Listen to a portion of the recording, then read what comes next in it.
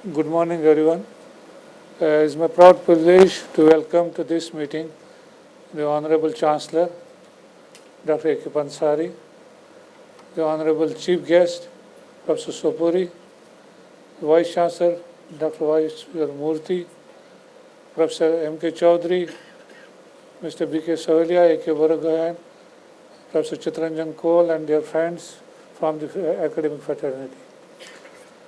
Well, as we proceed on the 4 days of the conference, I would like to recollect how we started and initialized the organization of this symposium, which basically dates back to 3 years when we were meeting in Poland, and it was suggested that we should have a symposium in Northeast because we had a symposium earlier in Shillong. That was the International Symposium on Buckwheat. So we conceptualized to have a meeting on using alternate crops as the genetic resource for nutritional and health security. And while we were conceptualizing it, the question came, should we use the term alternative crops or alternate crops? And a conscious decision was that it should be alternate crops, not alternative crops, because we don't aim to replace the existing conventional crops with crops which are not in the agricultural mainstream.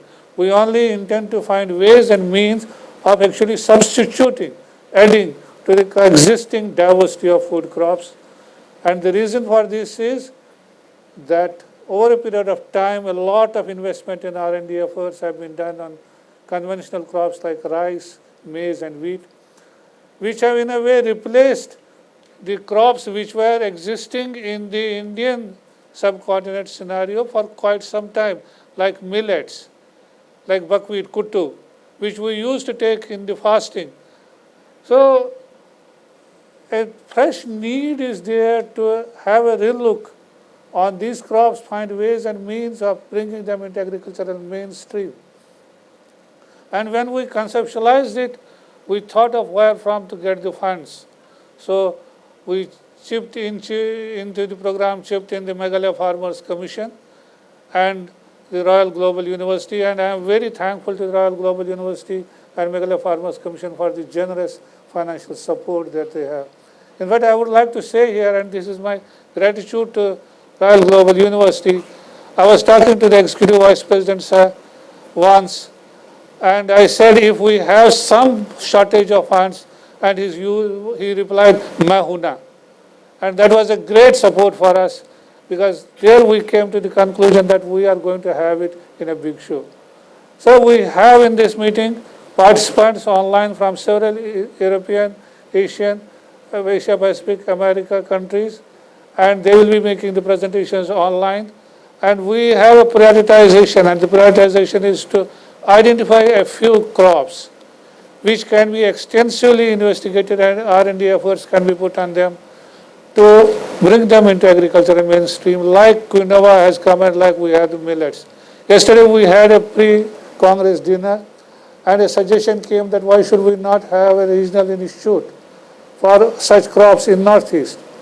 And we have Director General of Nectar, DST Nectar with us, we have Meghalaya Farmers Commission Chairman with us, we have Professor Sopuri who sits in the various committees of Government of India and is the key factor in science and technology missions in India.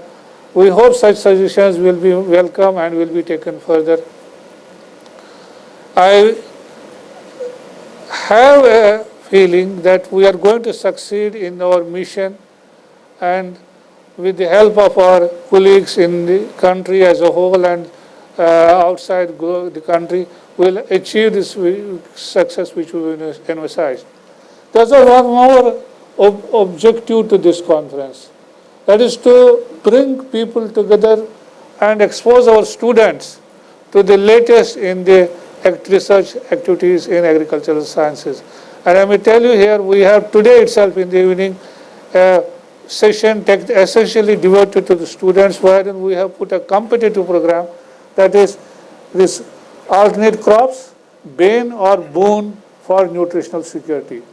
And our master's degree students will be presenting their concepts in this, and we have a jury, and we have decided to have an award of rupees 10,000 for the best presentation.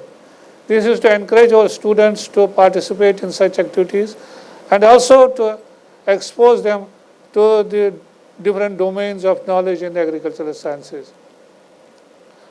I welcome everyone to this meeting, and I hope the deliberations will lead to a situation where we will be able to prioritize at least 2 to 3 crops.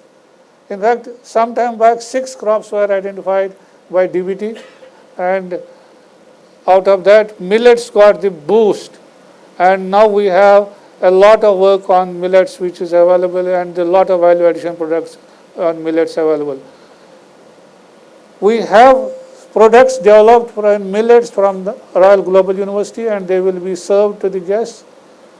They will also be on a display in a display section, and we have the participation from Meghalaya Farmers Commission also in the display section, wherein the products developed by Meghalaya Farmers Commission on these crops will be displayed for the benefit of the gathering dignitaries here.